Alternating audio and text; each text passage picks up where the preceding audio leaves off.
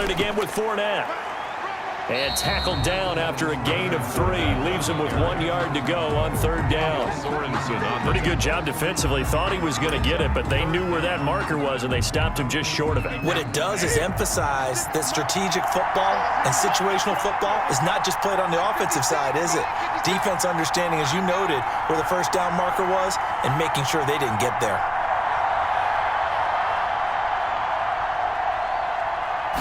Brady's going to sneak it, and he gets the first down yardage he needs before he's brought down at the 6. Just a gain of a yard, but it's going to set him up with a 1st and goal. So 1st and goal, 6 points here would go a long way toward wrapping this one up.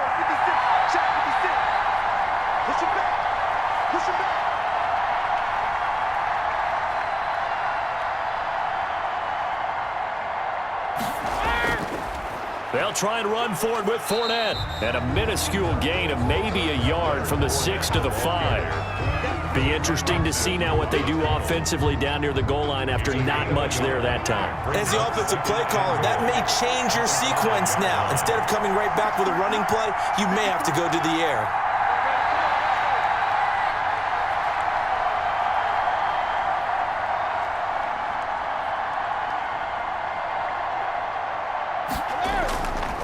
They'll give Fournette another crack, and he's in. Touchdown, Buccaneers. A 5-yard touchdown run. And the Bucs capitalize on the short field as they take it in for 6. A strong, determined run there, Charles, to get in for 6 points. This is why it's such a team game, isn't it? And I know it sounds really generic, and it sounds almost trite. But the blocks were made up front, offensive line, collected victory at the line of scrimmage and downfield. And how about the finish to the run all the way into the end zone? Suck up for the extra point.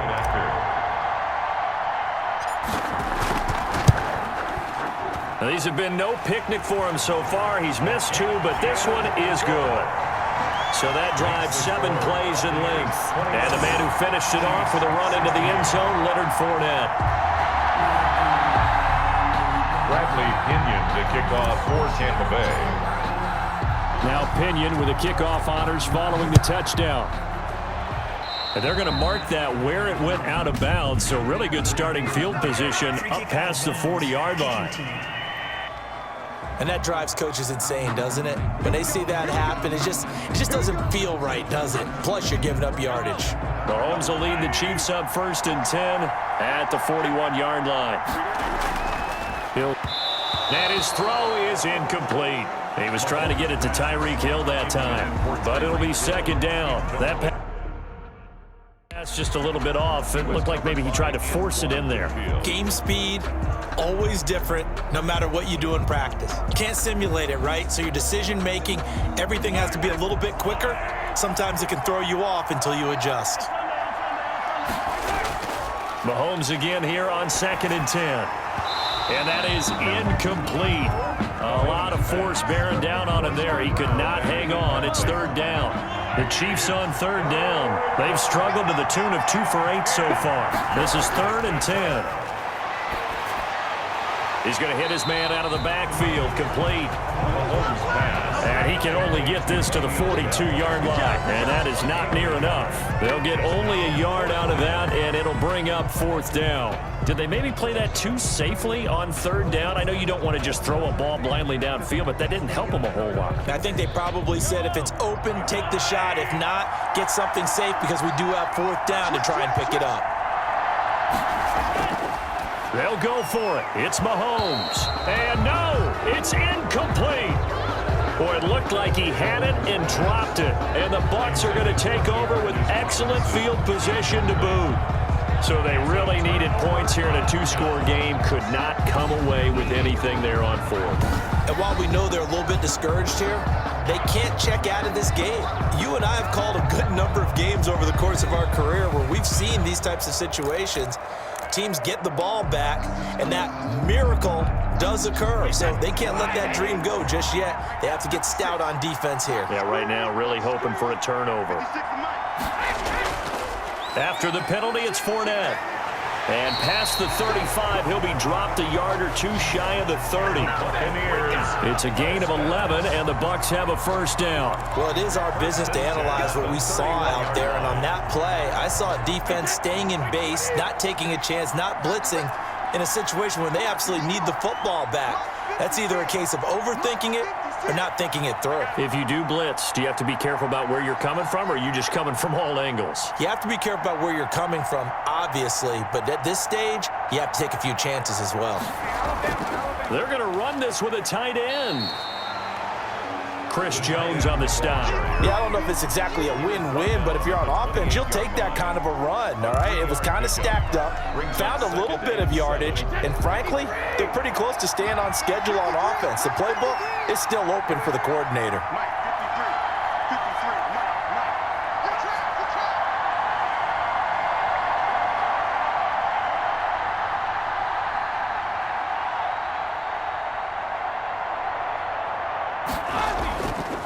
On second down, here's Fournette. And he is met at the third down. No gain on the play. Run blitz there defensively, something we might see more of here in the fourth quarter. I think we'll see a lot of it, and the difference between that and a pass blitz, you're just trying to get to the quarterback. You're trying to scheme someone open who will get to the QB and make sure he gets on the ground. In a run blitz, you're actually trying to cover up gaps, trying to cover up holes so they can't run the football.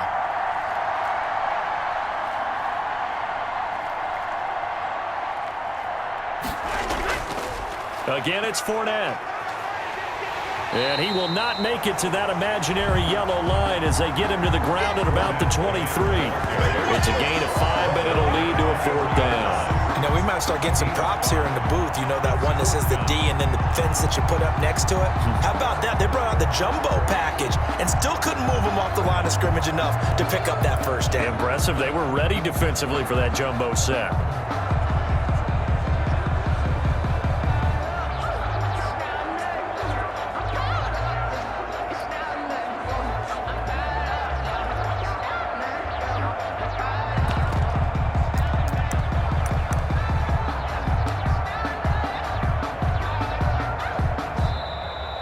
And they're going to take it all the way down and just take the delay. Delay of game, offense. So that'll back them up 5.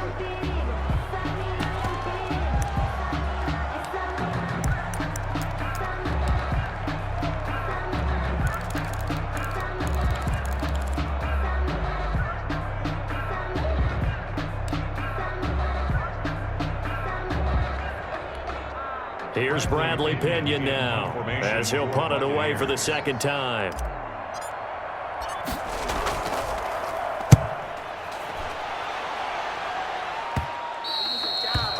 And that'll hit in the end zone. Much too much leg there. That'll be a touchback. At their own 20. And now here comes Kansas City. Their defense was able to force the punt. That's the good news. But this is still a 2-score game, and they need points on this drive and in a relatively quick manner.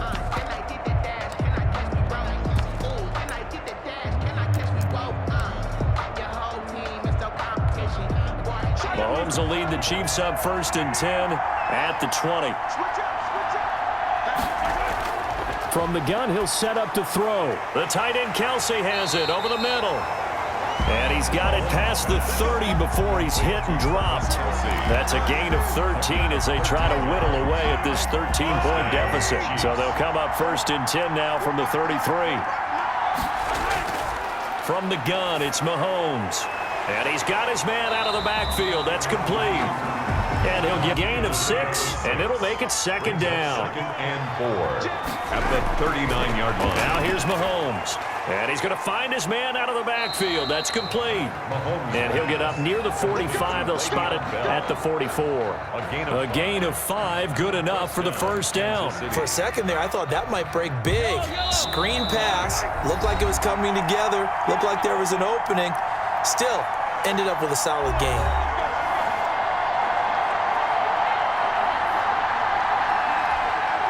So the Chiefs in possession of the ball as we welcome you back. And let's see what they've come up with offensively after having time to talk it over. Mahomes now on 1st down. Open man is Hill. He's got it. Mahomes pass. 7 yards to pick up there. Mahomes used to moving quickly in college, trying to get his guys to the line. And this one incomplete. Too much contact to hold on to that one, and it's 3rd down. And that's one of those plays where it's hard to keep 2 eyes on the football when you know the contact's coming, let alone getting 2 hands around it, hugging it to your body, and absorbing the hit, even for those big tight ends who you would think could absorb that contact. He is going to find Hill here. And he will have a Chiefs first down as they're able to get the 3rd down conversion. 12 yards there as they keep this drive rolling. It's another first down. And that's going to be incomplete. Too tough to hold on to that one. It's 2nd down. Well, that one was all about the defender making life difficult for the receiver.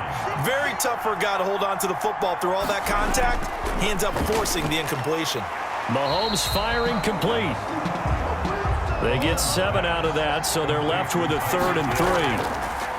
Mahomes looks to throw on 3rd down. And this is caught now for a late touchdown. So hold everything here. This one's not over yet. Kansas City. I'm not sure win-win is the proper term here, but it certainly felt like it. They got the touchdown they needed. But if I'm on the defensive side of the ball, okay, you got the touchdown, but it sure took you a long time. Yeah, because offensively there, you're probably hoping for a 1 to 5 play drive. That one ate up a little more time than they were hoping. You're exactly right. And if you have that 1 to 5 play drive, you actually build up momentum and even more hope. When they had to slog their way downfield, they got the touchdown, but it's almost like, you know, doesn't feel right. Exactly. The extra point splits the uprights, and now things get a bit more interesting here in this 4th quarter. Time definitely of the essence now, just under a minute to play, and here we go. And the Bucs are on this one. And that should just about do it. 4th quarter, they felt like they needed the football back. Unfortunately, they couldn't get it. And I know we brought analytics into the game, and someone has said here that the data says that when a team's expecting an onside kick, 80% of the time, the team expecting it, they do actually recover the ball, which is what we saw here. I just wonder if that number is much more of a anecdotal type of a number. Kind of like when the coaches tell us, well, when you score on special teams, 93% of the time you win the game. I'm still waiting to see that number as empirical.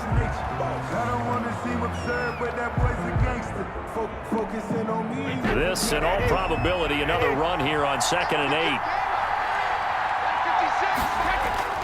8. Brady to throw. Open man is Howard, the tight end. Now a 2nd timeout called for by the defense as the clock stops here with 46 seconds left to play. The heavy set out there. 3 tight ends in the formation for 3rd and 3. They'll try and run for it with Fournette. And they're able to get this one past the 30 down to the 25. The Chiefs quickly now going to use the last of their timeouts as they'll stop it with just over 40 seconds to go in the game. 3 tight ends in the ball game here on 1st and 10. They'll run with Fournette. And he's going to take this one down to about the 23-yard line. Credit the tackle to Tano Passigno. I guess the simple question, why not just take a knee there? I don't understand either why you would take any sort of a chance. We've seen it happen in the game of football. Doesn't matter whether you've watched high school, college, or the NFL. Some people get a little greedy, try to get that extra running play in, and it can backfire on them. Time for this one final knee to put a bow on this title bout.